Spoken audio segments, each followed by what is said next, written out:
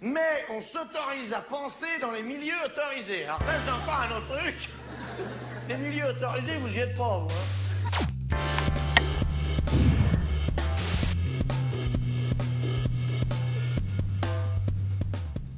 Bonjour à toutes et tous, merci d'être avec nous pour ce nouveau numéro d'OZAP. On s'autorise à penser. Ce qui est important aujourd'hui, ce qui est valorisé, ça n'est pas ce que l'on est, ça n'est pas ce que l'on fait, ça n'est pas ce que l'on sait faire, ce que l'on accomplit, c'est le fait d'être successful. Success, c'est le titre du livre de mon invité d'aujourd'hui, Raphaël Liogier. C'est sous-titré « L'industrialisation du mensonge » et c'est une lecture, une problématisation, je dirais, de l'état de notre modernité, de ce qui fait aujourd'hui la valeur. Raphaël, on va peut-être se tutoyer. On peut se tutoyer. Puisqu'on se tutoie dans la vie, tant qu'à faire. Il n'y a pas de problème. Autant ne pas être dans l'apparence et dans le mensonge dès le début. On ne va pas faire croire qu'on ne se tutoie pas.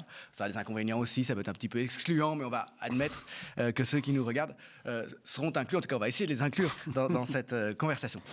Tu es philosophe, tu es professeur à Sciences Po Ex, oui. Si je ne me trompe pas, et chercheur dans un laboratoire de Nanterre. C'est ça, oui, au Sophiapol.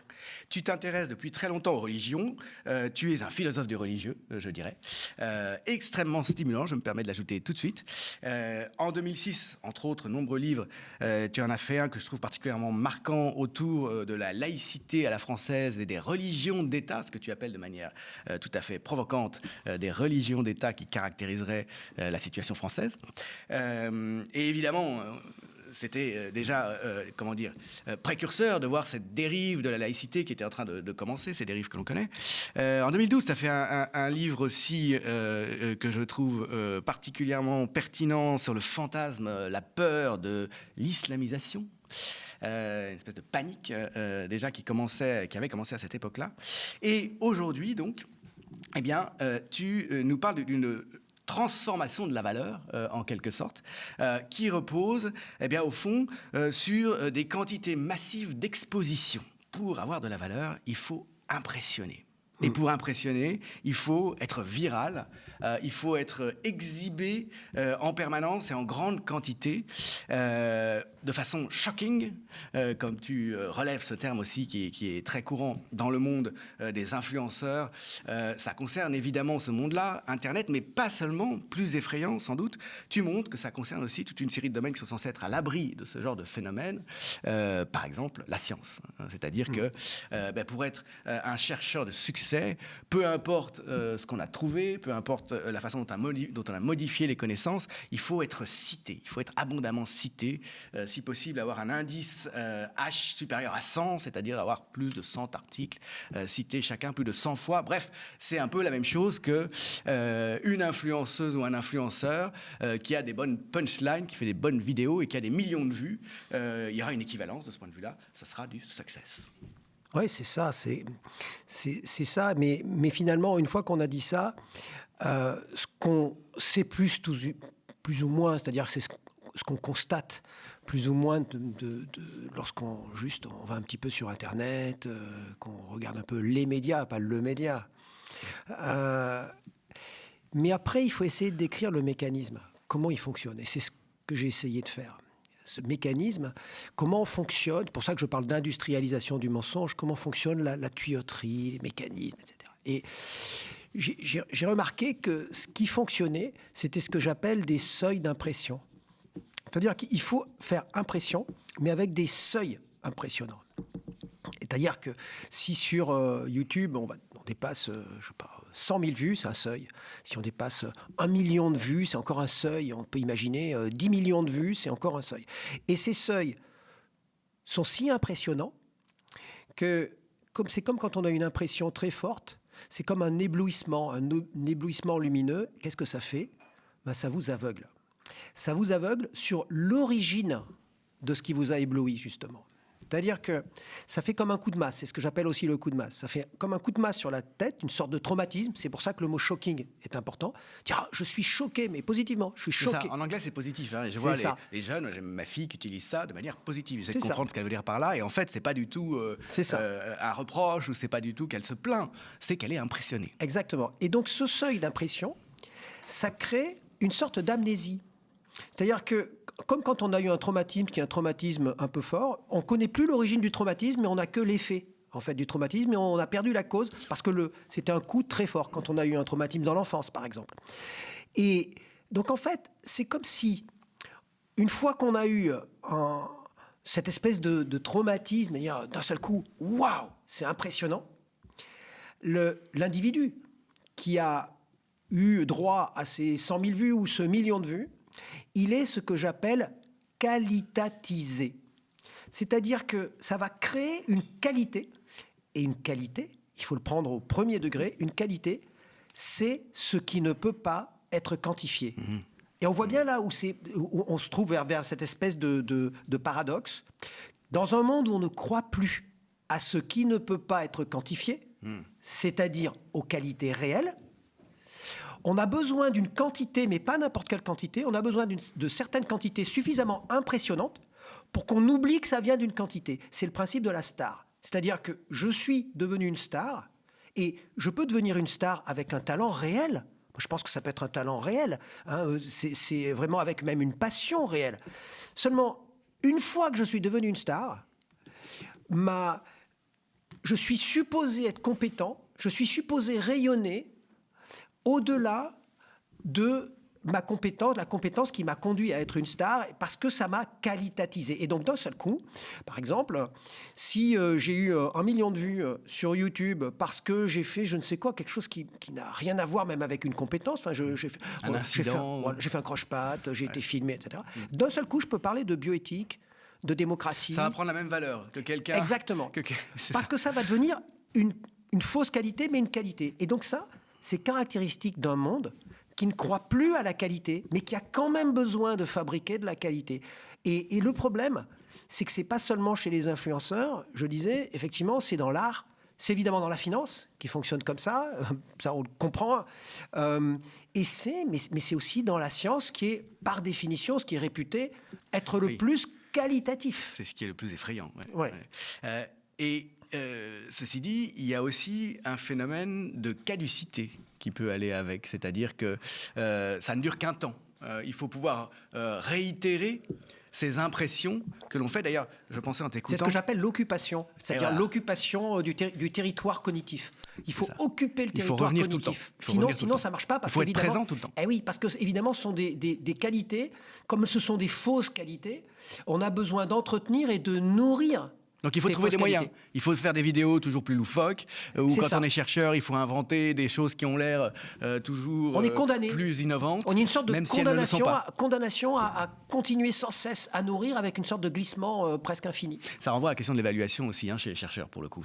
Dans le domaine qui est le nôtre. C'est-à-dire qu'il faut toujours impressionner l'évaluateur. Comme si être un bon chercheur, ça voulait dire, je ne sais pas, tous les ans ou tous les 3 mois, avoir trouvé quelque chose de nouveau. Comme si c'était possible. Comme si c'est ça que fonctionnait le savoir. Et on pourrait penser concernant la science que j'exagère et que finalement la science se porte pas si mal, que c'est normal d'être cité lorsqu'on dit quelque chose d'impressionnant, etc. Mais c'est mal connaître le fonctionnement actuel de la science. C'est que d'abord, un peu de gens savent, et d'ailleurs moi je ne le savais pas avant de faire des recherches pour le livre, que le H-index, c'est-à-dire justement le classement des chercheurs en fonction du taux de citation de citation. Le paramètre par lequel on évalue la valeur d'un chercheur. Exactement. Et les chercheurs peuvent se comparer entre eux. Ils vont sur Google Scholar et ils voient combien ils ont de citations. Ils disent « Ah, lui, il en a plus que moi ». Le H-index est une marque déposée par une entreprise qui est elle-même cotée en bourse. Et donc ce H-index aussi, cette entreprise a aussi créé une revue qui classe les autres revues avec des critères particuliers. Et c'est hallucinant. C'est-à-dire que le système est totalement circulaire, au point que on nous a dit à un moment donné qu'il y avait une problématique du plagiat aujourd'hui dans les sciences. Mais moi, je dis pire que le plagiat d'autrui, c'est le plagiat de soi-même. L'autoplagiat.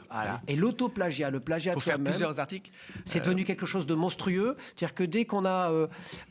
pas inventer une petite idée, une micro-idée, on change toutes les virgules et on occupe en permanence l'espace médiatique des revues scientifiques au détriment de la production de la recherche, ce qui a été préjudiciable à la recherche. Et je donne pas mal d'exemples, y compris sur le sida. C'est ce qui explique aussi le ralentissement de la recherche sur le sida, malgré des financements à milliards, parce qu'il y avait de l'auto-plagiat de ceux qui occupaient le territoire, alors que celui qui a trouvé, qui a isolé le virus du sida, c'est un petit maître de conf non financé qui est allé dans des directions qui n'étaient pas des directions habituelles.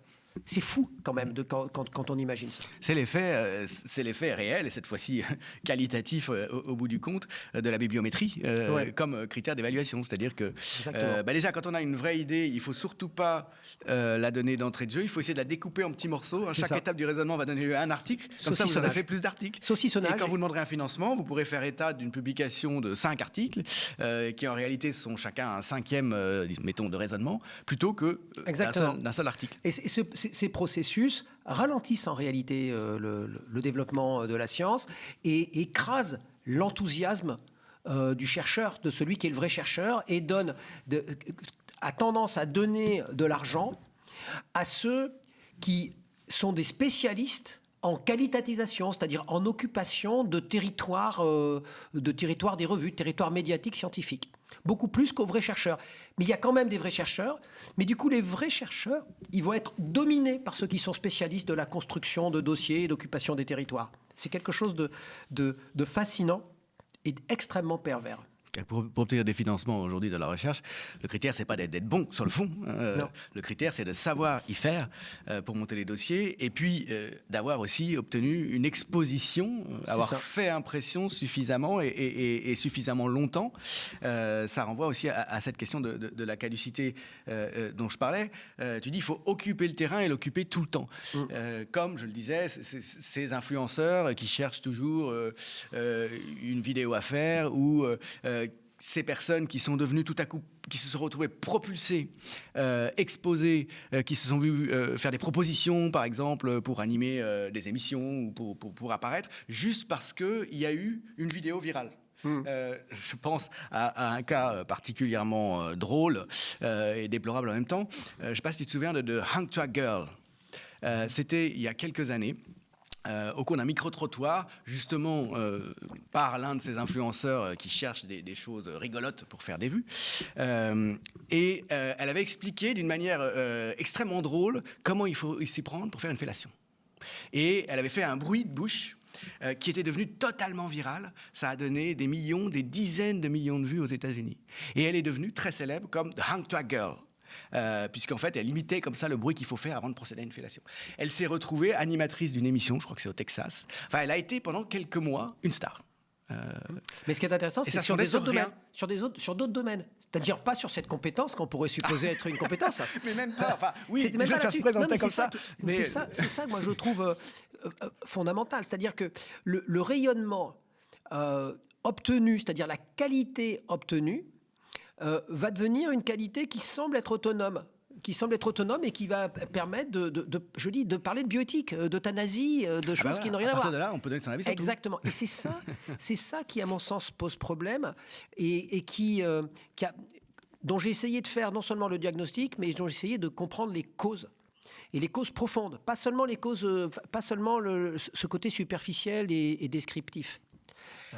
Il y a quand même une question derrière qui revient régulièrement, c'est celle de la vérité. On peut dire que c'est la question de l'être, de ce qu'on est vraiment, par opposition à l'impression que l'on fait. Mais ta problématisation, ta description engage aussi évidemment tout le phénomène mortifère de la prolifération de la post-vérité ou des fake news. Puisque tu montres très bien que, de même, c'est pas ce qu'on est qui compte, c'est l'effet que l'on donne, la visibilité qu'on a obtenue en termes quantitatifs. De même, une vérité ou un mensonge ne se distingue pas en valeur autrement que par la quantité de fois qui sont repris. Ouais. Et c'est ça, c'est-à-dire que je crois qu'on a pris, lorsqu'on essaye de combattre les fake news ou même de critiquer ce qu'elles sont, on a pris par le mauvais bout. C'est-à-dire, on dit, voilà, les fake news, c'est un problème, il faut absolument critiquer ces fake news, etc. Fact-checking. Voilà, le fact-checking. Et je crois que c'est une mauvaise voie. Pourquoi ? Parce que quand le temps du fact-checking, c'est un temps qui est forcément plus long, puisque c'est le temps de la critique. Pendant que, je prends l'exemple de Trump, il envoie une news qui est évidence fake, C'est juste qu'il envoie ce qui lui passe par la tête. Donc, statistiquement, ça a beaucoup de chances pour être fake. Voilà. Et on va le critiquer, c'est-à-dire montrer que c'est faux. Ça prend du temps. Voilà. Mais lui, entre-temps, il a balancé 3 autres fake news. Et donc, ces 3 autres fake news, elles laissent une trace de visibilité, une trace traumatique, j'allais dire, particulière, qui fait que d'un seul coup, c'est ça, ce qui compte, c'est ce que ça trace dans l'espace médiatique et pas l'espace de la critique qui, lui, va être caché dessous, en quelque sorte. Donc, la question, c'est pas de critiquer les fake news, c'est de comprendre les conditions de possibilité des fake news. Ouais. Exactement. Les fake news sont possibles uniquement parce qu'on ne croit plus à la vérité. C'est-à-dire qu'on ne croit plus à la possibilité même de la vérité. C'est-à-dire la vérité, c'est un peu équivalent à la qualité, à quelque chose qui dépasse des quantités impressionnantes. Mais tant qu'on ne comprend pas pourquoi on ne croit plus à la possibilité d'une vérité, on ne peut pas régler le problème. On ne peut pas arriver à travailler sur le problème. C'est impossible. Et moi, je crois que cela... moi, je travaille sur ce qu'on appellerait aujourd'hui le temps long, mais qui n'est pas si long que ça. Je pense que ça vient du 19e siècle. Et ça vient du 19e siècle. Ça vient déjà d'emblée d'un mouvement scientifique aussi, qu'on appelle le positivisme. Ça vient de cette obsession des quantités qui se déploie dès le 19e siècle, dans ce que j'appelle, c'est le début du cycle de ce que j'appelle la puissance pour la puissance, ou technique pour la technique. Il y a la multiplication des objets, de la production, mais il y a aussi la statistique. Exactement, la statistique. Et puis ça se traduit politiquement par le désir de performance, de massification même du produit intérieur brut, même si ça, c'était pas encore, on l'appelait pas encore comme ça. C'est-à-dire, il fallait massifier pour justifier son existence, justifier l'existence de l'État, justifier l'existence même ensuite de l'individu. C'est le début aussi de l'idée d'un capitalisme de l'accumulation et qui se justifie par l'accumulation, ce que on pourrait appeler la religion du capitalisme, que moi j'appelle l'industrialisme. C'est-à-dire que le capitalisme existe déjà au néolithique, c'est-à-dire qu'on quantifie, c'est le capitalisme, pas au sens où le définit Marx, bien sûr, mais c'est le capitalisme au sens où certains anthropologues comme Marshall Saline le décrit. Il dit que le capitalisme, en gros, c'est quand on passe à l'agriculture, quand on ne vit plus exclusivement de cueillette. C'est ça, il y a déjà un mode de production, quoi. C'est l'élevage, donc il y a des processus d'accumulation, donc une forme d'inégalité, des formes de violence qui supposent un État qui est spécialisé dans la régulation de la violence, etc. Mais là, on n'est pas encore dupe, c'est-à-dire que d'un côté, il y a un domaine de la qualité qui est le domaine de la transcendance. C'est-à-dire vraiment cette idée qu'on... On en arrive à la question de la sacralité du religieux. Ouais. Et on peut devenir plus grand que soi, etc. Tout ça. Ouais. Et il y a l'héroïsme, la sainteté, tout ce qu'on veut, une sorte de tension qui existe. Et à côté de ça, il y a le domaine du quantitatif qui reste le quantitatif. Mais dans un monde qui ne croit plus, à partir du 19e siècle, à la possibilité de la transcendance, c'est-à-dire que le monde soit plus grand que ce que j'en perçois, que moi-même, je ne sois pas plus grand que la somme de mes organes, eh bien, comme on a quand même besoin de qualité, sinon notre vie n'aurait pas de sens, et comme il ne nous reste plus que la quantité, on est obligé de fabriquer des fausses qualités à base de quantité. Mais il faut que ces quantités n'apparaissent pas comme des quantités, si vous me suivez. Et pour qu'elles n'apparaissent pas comme des quantités, c'est paradoxal, mais ça se comprend, il faut qu'elles soient éblouissantes. C'est-à-dire qu'elles nous éblouissent, c'est-à-dire qu'elles nous aveuglent sur leur origine. Et c'est ça, toute la question de la starification. Je crois qu'il n'avait pas été vu vraiment dans son essence jusque-là, c'est que l'éblouissement lui-même de la star, qui est divinisée, mais elle est divinisée après un processus de quantité tellement énorme qu'on ne sait plus que ça vient d'une quantité. Et d'un seul coup, il ne reste plus que l'éblouissement lui-même, et on a oublié d'où ça vient. Et ça, c'est vraiment ce processus qui nous permet de faire semblant. C'est-à-dire de faire semblant qu'il y a de la liberté, qu'il y a le soin, le care, qu'on s'intéresse à autrui, etc., même qu'on croit dans la démocratie sur le fond. Et c'est comme ça que se constitue petit à petit un discours qui officiellement est archi-qualitatif, même, c'est ça, exagérément qualitatif. Pourquoi ? Parce qu'il a besoin d'exagérer. Il a besoin d'exagérer sur l'expression des qualités, justement parce qu'il n'y croit plus. Donc il a besoin, c'est comme inversement proportionnel, de parler encore plus de liberté, encore plus de soin à autrui, parce qu'il y croit moins, et que la seule manière de le valider, c'est d'occuper, comme je disais, le territoire visible, le territoire cognitif, alors que dans le même temps, les fantasmes, les angoisses, l'angoisse du vide, justement, le manque de transcendance s'exprime encore, et il s'exprime par des formes de violence qui sont de plus en plus cachées, qui sont de plus en plus... Le libéralisme, c'est ça, c'est prôner la liberté en cassant la liberté en secret. C'est l'affaire Weinstein, c'est ça, c'est prôner. Weinstein, c'est un social-démocrate qui finançait Trump, lapsus révélateur, qui finançait Obama, qui était à gauche, etc., et qui voulait promouvoir les femmes. Oui. Voilà. Et qui, en fait, était lui-même un violeur. L'affaire Epstein, c'est aussi ça. C'est-à-dire qu'à un moment donné, on construit une société de violeurs de l'ombre qui, en fait, sont en permanence dans l'occupation du territoire des bons sentiments à l'extérieur. Ça finit par... Et c'est beaucoup plus grave que la question de YouTube et tout ça. C'est beaucoup plus grave parce que c'est vraiment une pseudo-morale schizoïde qui se constitue avec une violence de plus en plus extrême dans l'ombre et d'une exposition des grands principes elle-même de plus en plus extrême. Je voudrais qu'on revienne sur ce point après, parce que c'est vraiment très important, effectivement, cette euphémisation de la violence derrière, d'ailleurs, tout un discours de la bienveillance. Mais d'abord, je voudrais qu'on revienne un tout petit peu sur la démarche qui était la tienne juste avant, et qui, moi, me plaît particulièrement parce que tu pars d'une compréhension du présent, d'une problématisation du présent, tu mets en problème pour qu'on comprenne la situation dans laquelle nous nous trouvons, et en même temps, ta démarche en arrive à être historique, c'est-à-dire que tu montres une évolution sur le long terme. Oui.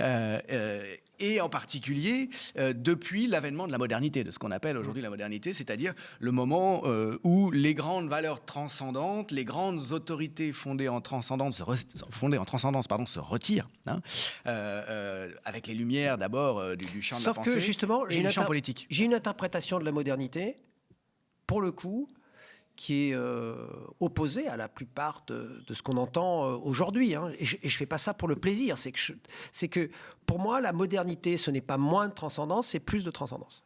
Alors, ça me faisait penser en t'écoutant à ce que... Mais le XVIIIe siècle. Et c'est justement parce qu'on n'a pas accepté cette espèce de promesse de transcendance forte, tellement radicale, qu'on s'est rétracté par ce qu'on a eu le vertige, parce que finalement, la proclamation de la valeur centrale de la modernité, qui a deux aspects, c'est liberté et subjectivité. Et dans les deux cas, c'est un pari transcendant, c'est une promesse de transcendance, parce que la liberté, ça veut dire qu'il y a quelque chose... Il faut revenir quand même à des questions métaphysiques, je sais, même si c'est que il y a quelque chose... Et la métaphysique, c'est concret. J'y tiens, c'est concret parce que c'est la question qu'on se pose tous, même à l'adolescence, d'où on vient, où on va, etc. Quel sens de la vie ? Il y a la question native. Il y a la question native. Il ne faut pas la négliger. Il ne faut pas la mépriser. Et qui reste tout le temps la grande affaire, malgré tout, de la vie, même si on la refoule en devenant un homme sérieux, entre guillemets. Donc, le XVIIIe siècle, c'est cette idée de liberté qui signifie qu'il y a quelque chose dans le monde qui n'est pas déterminé, c'est-à-dire qui n'est pas mécanique, qui n'est pas inerte, qui va au-delà de tout ce que je peux percevoir, quelle que soit sa nature, mais sans ce que j'appelle sans passer par les représentations religieuses spécifiques. Et les autorités, l'hétéronomie, le fait d'être dépendant d'une hiérarchie. Exactement.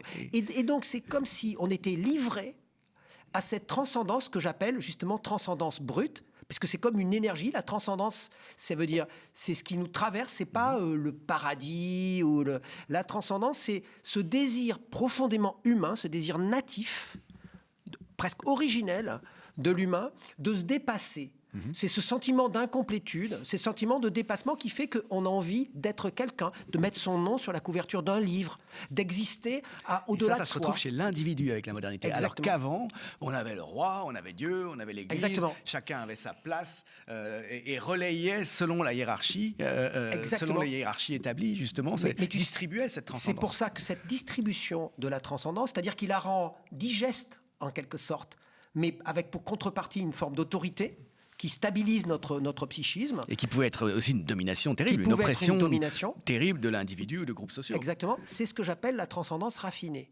C'est-à-dire que pour moi, les religions sont des usines de raffinage de cette énergie brute, en utilisant la métaphore du pétrole brut. Le pétrole brut, c'est plus difficilement utilisable, mais c'est à l'état brut. Lorsque je le raffine, c'est immédiatement utilisable. C'est-à-dire, immédiatement, ça peut être utilisé pour mettre dans une voiture. Et donc, ça peut être utilisé politiquement, à tous les niveaux. Ce que fait la modernité, c'est qu'elle fait le pari du pétrole brut, de l'énergie à l'état brut. Et l'énergie à l'état brut, effectivement, ça ne peut plus être contrôlé par personne, parce que chacun se fait son petit raffinage personnel. Il n'y a plus de médiation, finalement, d'une certaine Alors, façon. il peut y avoir des médiations, mais qui deviennent décentralisées. oui. C'est ça. Et c'est pour ça que, d'ailleurs, Ils ne modernité... sont plus institutionnalisés. C'est pour ça que je reviens même au sens presque étymologique de la modernité. C'est la multiplicité des modes d'existence, des modes d'être, protégés dans un espace social et donc politique, qui lui-même est neutre, non pas pour neutraliser, mais il est neutre au nom de la foi dans l'être. C'est-à-dire dans l'être, c'est-à-dire dans le sujet, dans la subjectivité, pas dans l'être. C'est pour ça que d'ailleurs la déclaration de 1789 se fait sous les auspices de l'être suprême.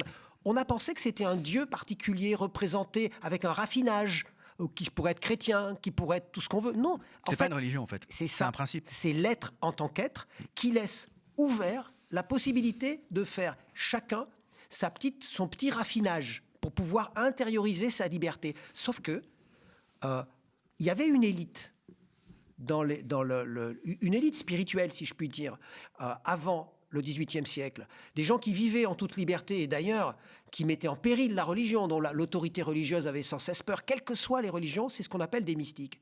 Le mystique, c'est celui qui est en prise directe, en contact direct, sans médiation, avec ce que j'appelle la transcendance à l'état Il n'a brut. pas besoin des autorités. Exactement. Souvent, il peut finir brûlé, quand même. Il gère son angoisse du vide et il finit brûlé parce que c'est la menace par excellence. La grandeur de la modernité, donc ce n'est pas moins de transcendance, c'est d'avoir proposé une expérience mystique collective. À chacun. Exactement. Sauf que tout le monde notre espace intérieur n'était pas préparé, en quelque sorte. Et donc, quand notre espace intérieur n'était pas préparé, il y a eu une sorte de grande angoisse face au vide que représentait cette liberté.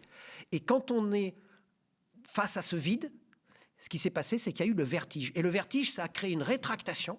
Et cette rétractation a engendré, d'après moi, cette espèce de glissement matérialiste. Et c'est-à-dire cette obsession du quantitatif au sens, alors psychanalytique, je ne veux pas trop psychologiser.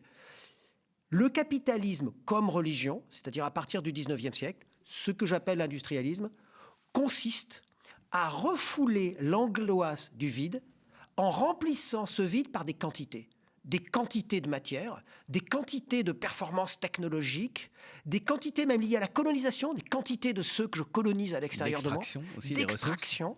Et à la fin, je ne vais pas décrire ce qu'il y a dans le livre, mais parce qu'il y a différentes phases. Il y a une première phase quantitative, puis ensuite il y a une mise en scène qui devient le show business général, c'est le néolibéralisme. C'est-à-dire, là, c'est la quantité de vues, d'impressions.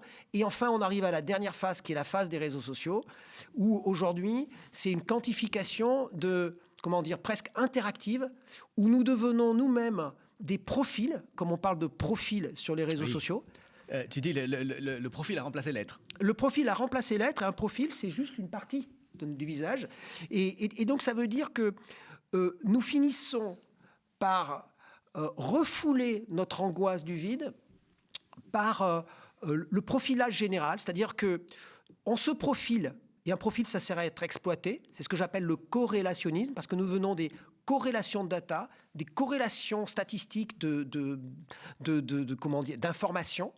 Nous nous réduisons à des informations, donc à des profils, et ces profils, ils sont forcément exploitables et exploités, mais nous devenons tous des petits exploitants.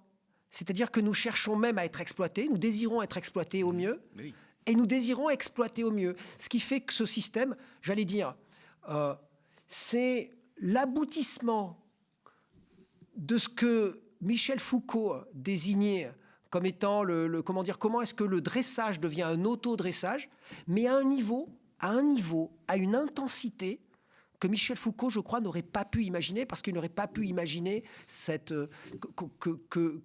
instrument d'Internet au service de cette auto-exploitation générale. C'est-à-dire que lui, il décrivait à partir d'une sorte d'encasernement généralisé, C'est ça. d'encadrement de la vie de la naissance au cimetière, avec l'école, la caserne, l'usine. Mais il n'avait évidemment pas pu prévoir ce que le numérique donc, allait pouvoir reconfigurer finalement et radicaliser encore. Mais moi, je voudrais quand même que l'on ne mette pas tout sur le dos du numérique. Parce que pour moi, le numérique, c'est un pharmacone. C'est ce mot grec intéressant que Derrida avait utilisé pour parler de la technique. Ça a été réutilisé ensuite par d'autres philosophes. C'est que pharmacone, ça veut dire à la fois poison et médecine et remède. Ça dépend du dosage et ça dépend de l'usage. Et bien moi, je crois qu'Internet, ça pourrait être une source de solidarité. Si on croyait encore la vérité, si on avait un certain sens de la transcendance. Encore une fois, de la transcendance à l'état brut. Moi, je ne suis pas pour abandonner la modernité. C'est parce que je pense, au fond, qu'on a abandonné la modernité et qu'on est en train de glisser dans un système de contrôle qui peut devenir quasi totalitaire. C'est ce que j'appelle le totalitarisme liquide, c'est-à-dire décentralisé, encore plus invisible. Et encore plus difficile à combattre. Voilà. Mais que la manière de sortir de ce totalitarisme ne consiste pas, et c'est ça que je reprocherais même à une certaine gauche, ne consiste pas à désigner des coupables uniques, que serait Bill Gates, que serait Intel, ou même des entreprises, ça serait Google, ça serait ceci, ça serait cela. Évidemment, ils veulent obtenir des profits. Mais enfin, s'ils obtiennent des profits, j'allais dire, c'est parce que c'est possible, et c'est parce qu'il y a un système qui est fondé sur la soumission générale. Si ce système n'était pas fondé sur la soumission générale, c'est-à-dire si nous n'étions pas tous addicts au sens de drogués, au sens d'alcooliques, eh bien, ça ne marcherait pas.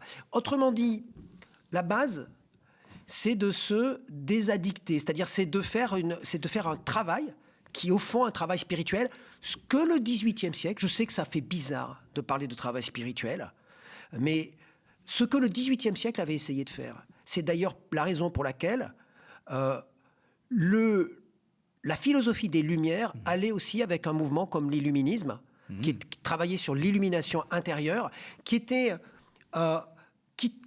sur cette idée justement d'assimiler la transcendance à l'état brut, en parlant de choses comme unité transcendante de toutes les traditions, comme s'il y avait une origine commune. La véritable universalité concrète, c'est un travail sur l'acceptation de l'autre, mais l'acceptation de l'autre en faisant, je ne sais pas, même une forme de méditation. Aujourd'hui, il y a de plus en plus de gens qui pratiquent la méditation, la pleine conscience, etc. On s'en moque, on peut s'en moquer, ça a un côté New Age. Mais au fond, on sent bien qu'il y a cette aspiration à essayer de rendre soluble individuellement ce projet des Lumières. Ce projet des Lumières, mais avec l'aspect illuministe. Parce que sinon, ce qui était destiné à être une expérience mystique collective, parce que la démocratie, c'est quelque chose de magique quand même, et ben, ça finit par être un ensemble de procédures auxquelles plus personne ne croit. C'est ça. Et qui se retrouvent en réalité vidées de leur sens et détournées, et qui finissent en réalité par couvrir la réalité, une réalité bien différente qui est celle de la violence sociale. Exactement, c'est-à-dire que c'est une couverture de la violence au nom même d'extrapolation d'une sensibilité exagérée. C'est pour ça que dans le livre, je mets aussi j'essaye de montrer que nos valeurs exhibées, et alors nous en avons, nous fabriquons de manière industrielle, à l'extérieur, elles ne font que masquer une morale réelle qui est totalement immorale, mais qui a ses principes. Mais ces principes que j'appelle, je dis, ils sont secrets, mais ils ne sont pas secrets parce qu'il y aurait quelque chose à cacher.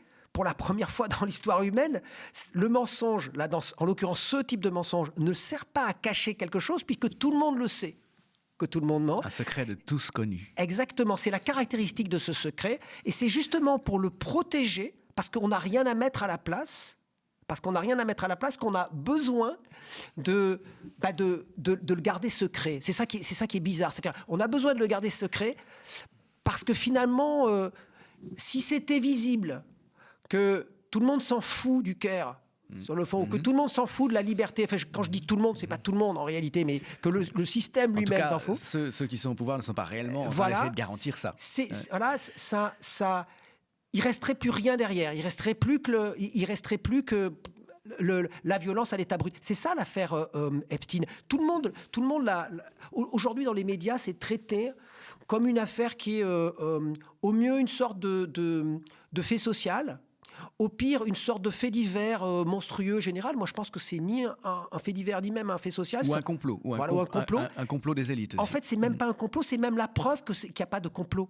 C'est même la preuve que c'est une question de libido à l'état sauvage, à l'état vraiment sauvage, hein, et le capitalisme est lié à la libido. La prédation absolue. Le capitalisme est lié à la libido, c'est aussi pour ça que c'est lié au sexe, à l'état sauvage. Le capitalisme est pornographique, mais quand je dis pornographique, la religion du capitalisme est pornographique, mais on n'a pas mesuré à quel point elle est pornographique au sens littéral du terme. Elle est pornographique au sens littéral, parce que tant qu'on n'a pas réglé nos problèmes, nos fantasmes matériels, eh bien, on ne peut pas prétendre officiellement, on ne peut pas prétendre sincèrement vouloir défendre la vie des bébés phoques. Je veux dire, c'est un truc. Et d'ailleurs, on voit des gens qui défendaient, qui avaient comme Madame Maxwell, qui avait une organisation qui s'occupait... complice d'Epstein, hein, je rappelle. Voilà, qui s'occupait de la vie des animaux, de la souffrance animale. En même temps, elle participait à la traite, à l'esclavage de jeunes femmes. De jeunes femmes, de très, très jeunes femmes. Et donc, ça veut dire que ça doit être... Comment dire ? Ça doit vraiment être compris dans le sens de ce que j'appelle ce manque de transcendance. Ça me fait penser à cette phrase de Victor Hugo, l'œil était dans la tombe et regardez qu'un. S'il n'y a plus d'œil intérieur, en gros ce qu'on appelle la conscience, la poésie s'appelle la conscience, en toute hypothèse, on ne peut se réduire soi-même à, à une forme de vie pornographique et illusoire. Et en cela, je distingue, juste pour marquer cette petite distinction, ce que j'appelle pornographie et érotisme. Pourquoi ? Parce que l'érotisme est fondé sur le désir, par exemple dans l'amour, transcendant, de se transcender pour constituer quelque chose avec l'autre. Et la jouissance au sens même sexuel, au sens purement sexuel, orgasmique, devient la garantie et l'expression d'une forme d'agrandissement. C'est pour ça d'ailleurs que les mystiques évoquer tout le temps cette notion d'érotique. Il y a un érotisme de la mystique. Hein, et ce qui est fondamental, étudié, hein. La pratique mystique, quand il parle d'union à Dieu, là aussi, je crois qu'il faut le prendre au sens littéral. C'est-à-dire que c'est vraiment une union au sens presque, vraiment ce qui passe par une dimension qui est sexuelle. Hein. Et bien de la même manière, il y a une forme d'érotisme que nous avons perdue.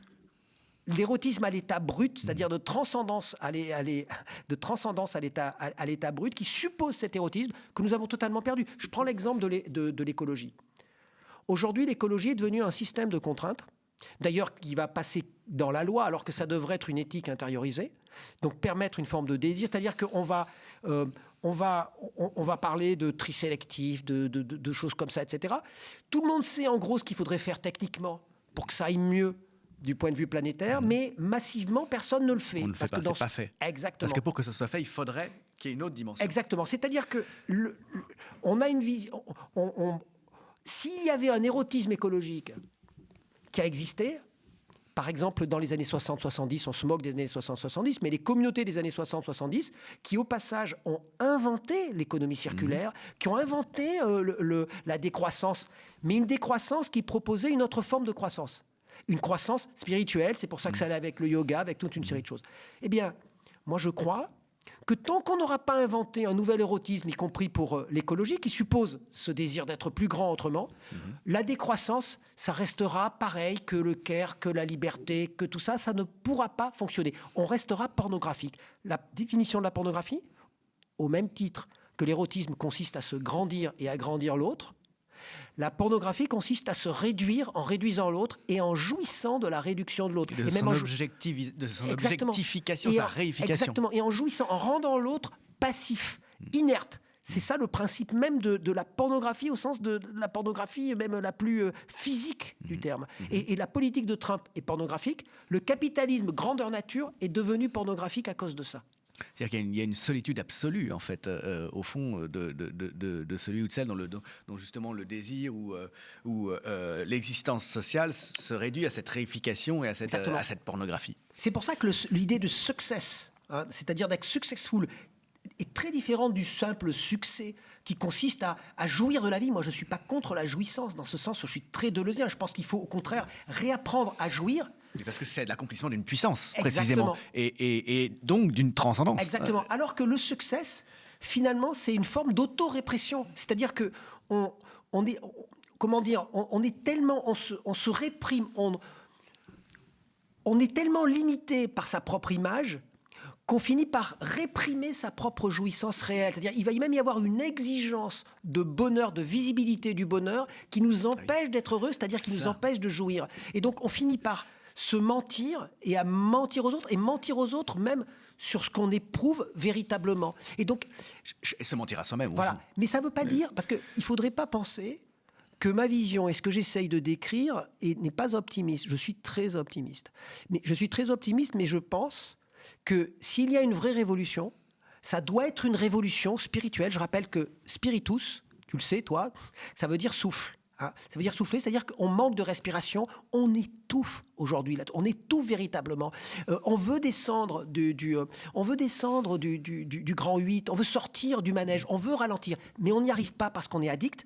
Et du coup, on se réfugie dans le village d'Astérix qui fait aussi partie du parc d'attractions, c'est-à-dire l'identité, l'identitarisme, l'écrasement. Ah bah oui.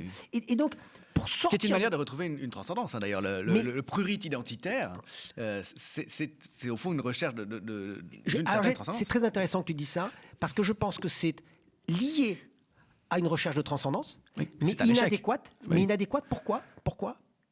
Parce que comme je ne suis pas capable de faire ce travail spirituel qui consisterait à être avoir un vrai rapport à la transcendance, c'est-à-dire gérer mon angoisse du vide. Un vrai travail sur soi. Eh bien, qu'est-ce que je fais ? Je me réfugie dans une tradition, mais en lui enlevant sa dimension transcendante. C'est-à-dire que l'identitarisme, c'est en gros, par exemple, je pense à l'identitarisme chrétien. Qu'est-ce que c'est ? Ça va être de dire, je suis chrétien parce que je suis un vrai Français, mais finalement... L'idée d'avoir foi en Dieu devient détail. On sait plus ce que c'est. C'est de la folklorisation, en fait. Exactement. C'est la folklorisation du retour à la tradition. Alors que c'est l'inverse dont on a besoin. Ça serait avoir foi en Dieu, mais en dehors de toute représentation identitaire de Dieu, même catholique et autres. Et à ce moment-là, ça vous rend tolérant. Mais ça vous rend tolérant sur le fond. Mais c'est exactement l'inverse qui se passe. Et, autrement dit, si aujourd'hui, on peut s'en sortir, et c'est ça aussi l'appel de ce livre, que sous le radar. Voilà. Alors ça, politiquement, c'est à la fois, enfin, c'est une question politique fondamentale. Donc pour toi, en fait, il faut être sous les radars. Finalement, il faut se cacher presque. En tout cas, il ne faut pas chercher, à monter en quantité précisément.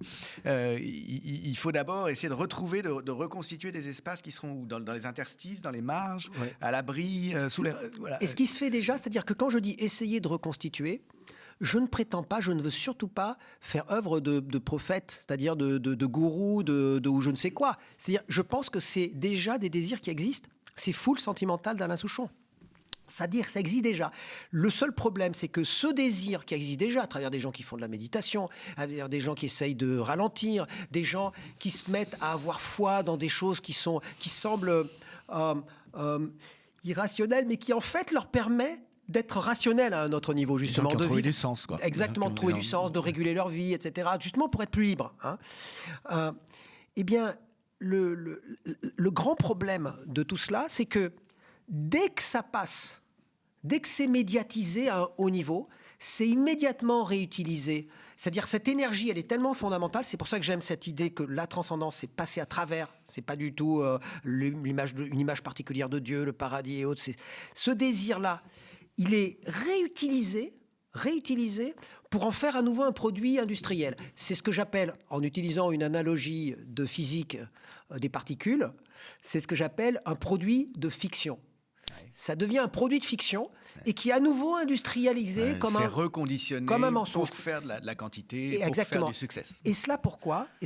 Parce que en l'état actuel, je crois que individuellement, pas tous, mais moi je me mets dans le sac, nous ne sommes pas capables de résister à l'appel du succès. Nous ne sommes pas capables de résister à ce mensonge général. Moi, le premier, je veux dire par là, imaginons même que mon livre Success devienne archi-successful eh bien, je ne suis pas sûr d'arriver à résister à l'impact même que cela aurait. Je ne suis pas sûr. Je veux dire, vraiment, il faut être humble là-dessus. Il faut être humble à dire, je n'en suis pas sûr. Tout ce que j'ai vu autour de moi, énormément de gens que je ne citerai pas, qui deviennent successful et qui pouvaient avoir un minimum de sincérité à un certain moment. Cette sincérité est écrasée par le succès et derrière la caméra, ça devient des violeurs de l'ombre. Mais vraiment des violeurs de l'ombre. C'est-à-dire des violeurs de l'ombre au sens de ce qu'on a pu voir chez ces individus qui se sont fait prendre par l'attraction d'Epstein, de l'île d'Epstein,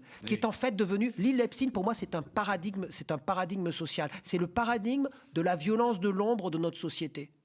Et donc ça, est-ce que moi, je suis capable d'y résister ? C'est-à-dire qu'être exposé, ça on connaît très bien dans le milieu des télés, mais aussi donc maintenant des réseaux sociaux, l'exposition, le fait d'être massivement exposé, change complètement le rapport à soi. Bah oui, puisque c'est devenu... Il y a plein de gens qui partent en sucette. Puisque c'est devenu... Puisque c'est compréhensible. Je veux dire, nous sommes des êtres fragiles. C'est compréhensible. C'est que le succès est devenu... le témoignage de l'existence, c'est ça qu'il faut comprendre aujourd'hui. Il n'y a pas d'être en dehors du succès. Exactement, c'est-à-dire on n'existe plus. Et on refoule notre angoisse du vide en nous remplissant, en essayant de travailler sur le succès. Ceux qui n'ont pas de succès vont finir par se trouver dépressifs en raison même de cette espèce de sentiment d'exclusion, même symbolique. Ils n'existent plus même à leurs imaginaire. propres yeux. Exactement. Et ceux qui ont du succès, eux-mêmes vont être face à l'image de leur propre fiction. S'ils continuent à être sincères, il y en a qui arrivent à continuer à être sincères, à ce moment-là, étant condamnés à devenir leur propre autofiction, ils sombrent dans une dépression, une sorte de suicide. C'est la dépression de la star, qui est une sorte de maladie nouvelle. Voilà. Et si on n'est pas sincère, à ce moment-là, on finit par participer à nouveau au système.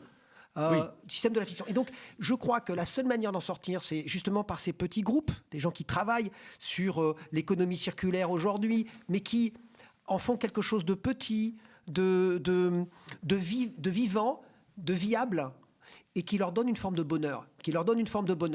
Et si on est préparé à ça, c'est-à-dire si on se prépare spirituellement par des exercices, par des exercices quotidiens, par le fait de vivre ensemble, cela, eh bien, à ce moment-là, je crois qu'on peut arriver véritablement à changer de société, du point de vue écologique et à tous les niveaux. Parce que le désir est déjà là. Merci beaucoup, Raphaël Liogier, pour ce livre absolument passionnant. C'est de la philosophie, c'est de l'histoire, c'est de l'anthropologie du religieux aussi, il me semble. Success, l'industrialisation du mensonge. En même temps, c'est tout à fait lisible. Les grands mots que je viens d'utiliser ne devraient pas dissuader tout un chacun de se plonger dans cette réflexion sur le contemporain. Merci à toi encore. Merci. Et merci d'avoir suivi ce numéro d'OZAP. On s'autorise à penser.